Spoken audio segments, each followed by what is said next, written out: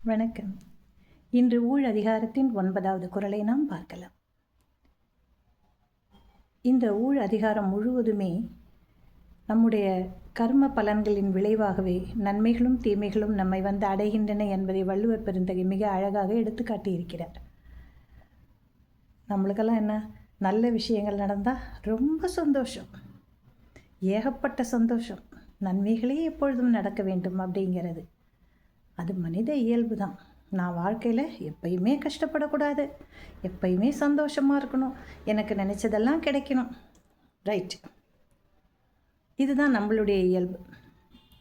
ஆனால் ஒரு சின்ன துன்பம் வந்துட்டால் கூட நம்ம என்ன பண்ணுவோம், அப்படியே உடஞ்சி போயிடுவோம், சுக்குநூறாக போயிடுவோம். ஐயோ, எனக்கு இந்த கஷ்டம் வந்துருச்சு, இது எனக்கு மட்டும்தான் வந்ததா, எனக்கு மட்டும் ஏன் இந்த மாதிரி நடக்குது, அப்படியெல்லாம் நம்ம வந்து ரொம்ப நொந்து ஒரு சின்ன விஷயத்துக்கு கூட என்ன பண்ணுவோம் அப்படின்னாக்கா ரொம்ப கஷ்டப்பட ஆரம்பிச்சிருவோம் இல்லையா?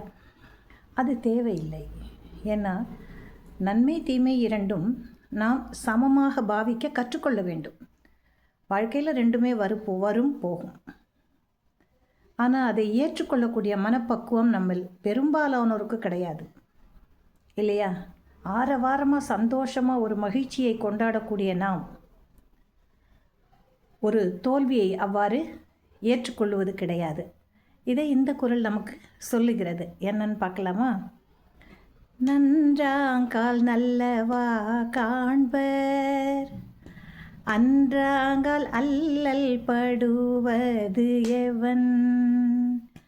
நன்றாங்கால் நல்லவா காண்பவர், அன்றாங்கால் அல்லல் படுவது எவன். நல்ல விஷயங்கள் நடக்கும் பொழுது மிகுதியாக சந்தோஷப்பட்டு அதை கொண்டாடக்கூடிய அதே மக்கள்,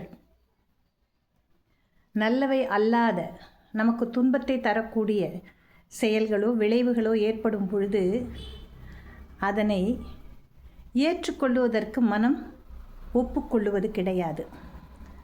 அப்போ என்ன பண்ணுறோம், ஒடுங்கி போய்விடுகிறோம், துன்பப்படுகிறோம், கஷ்டப்படுறோம், அல்லல் படுகிறோம். இதுதானே உண்மை. அப்போது நம்மளுடைய மனசு தான் அதுக்கு காரணம். நல்லதும் வரும், கெட்டதும் வரும், ரெண்டையும் சமமாக நாம் பாவிக்க வேண்டும். அல்லல் படுதல் கூடாது. கெட்டது வருதுன்னு சொன்னால் அதுக்கு ஒரு காரணம் இருக்கும், நல்லது வருதுன்னு சொன்னால் அதுக்கும் ஒரு காரணம் இருக்கும்.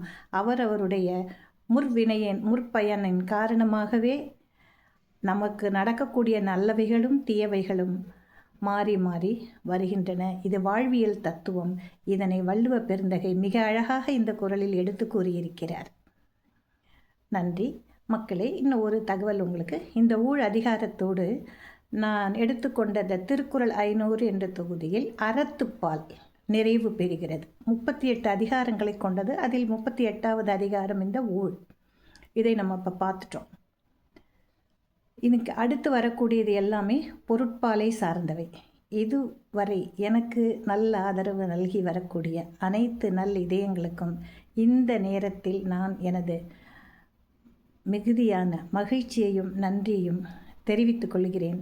அடுத்து பார்க்கக்கூடிய அனைத்தும் பொருட்பால் சார்ந்தவை. நன்றி.